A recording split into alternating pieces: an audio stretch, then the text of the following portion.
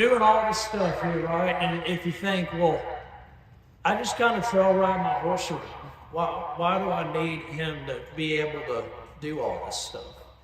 It's more important that a trail horse be really confident about all this stuff than an arena or a performance horse, because an arena horse, his world consists of a 3x300 foot box. And I mean, they do ride around some, but probably not nearly as much as they should. And they don't really expect him to be that connected unless he's in the arena. Like, I like mine to do it just as good out as, but like a barrel horse, they make that turn based off of a position and a physical object.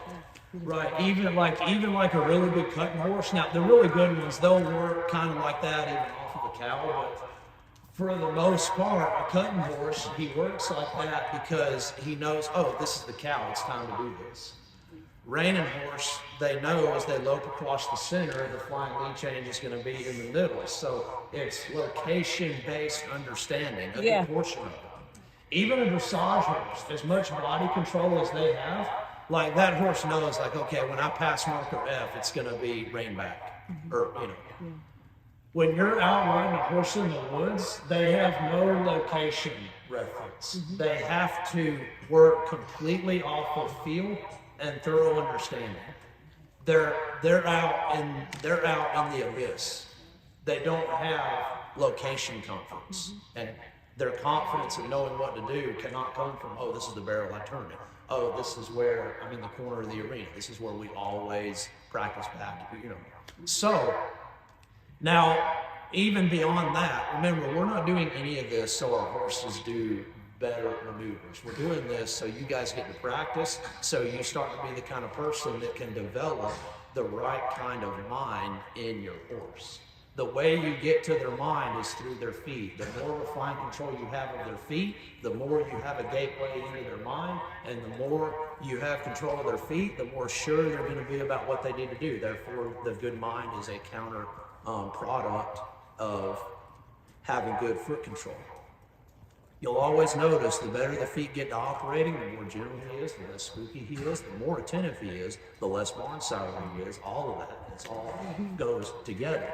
Now, if we want to really get into like, okay, yeah, but for real, why would my horse need to, okay, well, I don't know, what if you're, and this actually happened to me one time. I was in a long trot going down the trail, and there was like a 5-foot rattlesnake that I just spotted. I was really glad I was on my horse that shut it down. It just buried it about 5 feet short of that snake, and then I'm scared to death of snakes. I was still freaking out.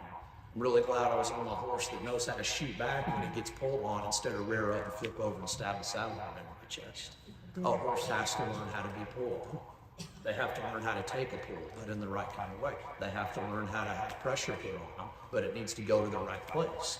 A horse that's really good, the more you put on them, the better they're going to do it. One that's not good enough yet, the more you put on them, it'll fall apart on them. So you work that line, until pretty quick, if you get to running as fast as you can, and you kind of take a hold of them a little bit, they're just going to shoot and soften the pole, and they're walking.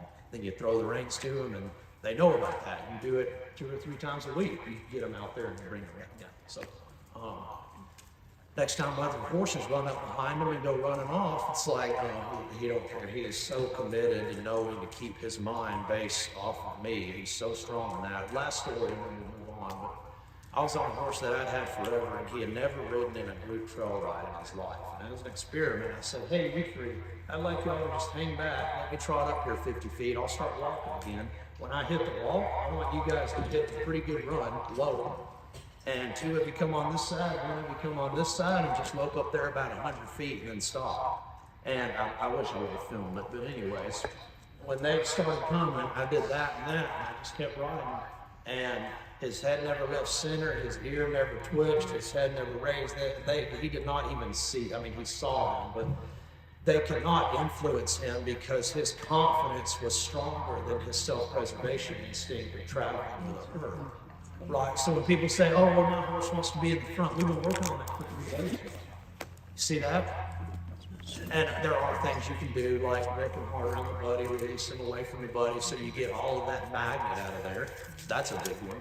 And then you actually spend some time letting you and him get confident at swinging out the medium run and then back down to a walk for a few minutes. And then hit the trot, hit the lope, hit the run, and then hit the lope, hit the trot, hit the walk. How often do we get on the horse and get never? The best we do is get them lope in circles and like slow ones. A lot of horses, they don't even get to experience some speed with the weight of a human on their back, which throws all the balance off, and then we're putting them on a pattern exhibition, and they never even learned to run, and then we're wondering why they have alley issues. They never got confident in running with this weight distribution and all. So that's why I keep saying, hey, speed them up, bring them down. That's why we're doing transitions. See, it's all the same stuff. That was so good.